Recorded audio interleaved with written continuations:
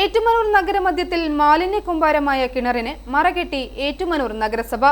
കിണറിനുള്ളിലെ മാലിന്യം ആരോഗ്യ ഭീഷണിക്കും തീപിടുത്തത്തിനും സാധ്യതയേറിയതോടെ ഫെബ്രുവരി 7-ന് നടക്കുന്ന കൗൺസിൽ യോഗത്തിൽ ഗൗരവമായ വിഷയം അവതരിപ്പിക്കുമെന്ന് നഗരസഭ കൗൺസിലർമാരും സ്ഥിരം സമിതി അധ്യക്ഷന്മാരും പറഞ്ഞു. ഏറ്റുമാനൂർ നഗരമധ്യത്തിൽ പ്രൈവറ്റ് ബസ് സ്റ്റേഷന് മുന്നിലെ വാട്ടർ അതോറിറ്റി മുൻപ് കുടിവെള്ള സ്രോതസ്സായി ഉപയോഗിച്ചിരുന്ന കിണറാണ് ഇപ്പോൾ മാലിന്യങ്ങൾ നിറഞ്ഞ് ഉപയോഗശൂന്യമായിരിക്കുന്നത്. പ്ലാസ്റ്റിക് ഉൾപ്പെടെയുള്ള മാലിന്യങ്ങൾ കിണറ്റിൽ നിറഞ്ഞത് വലിയ ആരോഗ്യ ഭീഷണിക്കും തീപിടുത്ത സാധ്യതയ്ക്കും കാരണമാകുമെന്ന് ചൂണ്ടിക്കാട്ടി CPM നേതാക്കൾ ഉൾപ്പെടെ രംഗത്തെത്തി.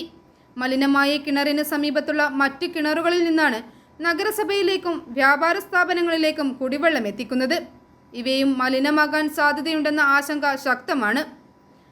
കിണറിന് ചുറ്റുമുള്ള ഓടകളിൽ മലിനജലം കെട്ടിക്കിടക്കുന്നത് കൊതുകുജന്യ രോഗങ്ങൾക്ക് കാരണമാകുകയാണ്. നഗരസഭ ശുചീകരണ തൊഴിലാളികൾ പരിസരം വൃത്തിയാക്കിയെങ്കിലും കിണറ്റിലെ മാലിന്യം ഇതുവരെ നീക്കം ചെയ്തിട്ടില്ല. ചില തൊഴിലാളി യൂണിയനുകൾ അവകാശ തർക്കം ഉന്നയിച്ചതോടെ തൊഴിലാളികൾ പിന്മാറുകയായിരുന്നു. സംഭവം കഴിഞ്ഞ ദിവസം i4u വാർത്ത ചെയ്തതിനെ തുടർന്ന് കൂടുതൽ മാലിന്യം നിക്ഷേപിക്കാതിരിക്കാൻ കിണറിന് ചുറ്റും മറകെട്ടി വെച്ചിരിക്കുകയാണ്.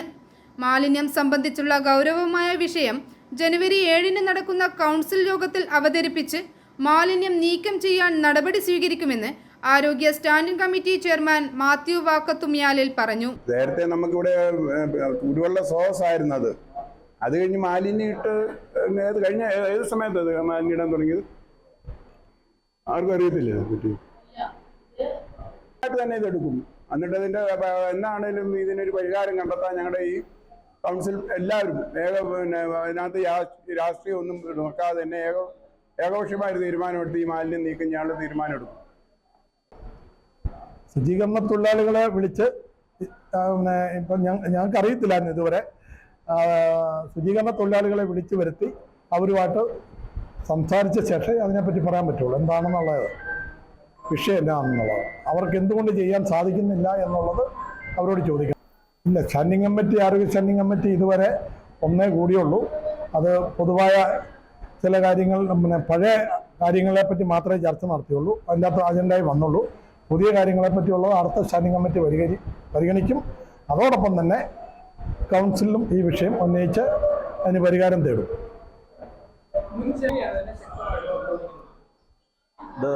അടുത്ത കൗൺസിലിൽ ഇത് അവതരിപ്പിച്ച് അതിനകത്ത് ഞങ്ങളെല്ലാം കൂടെ കൂട്ടായിട്ട് അതിൻ്റെ തീരുമാനങ്ങൾ പഠിച്ച് അതിനെക്കുറിച്ച് ഉടനെ തന്നെ തീരുമാനം ഉണ്ടാകുന്നതാണ്.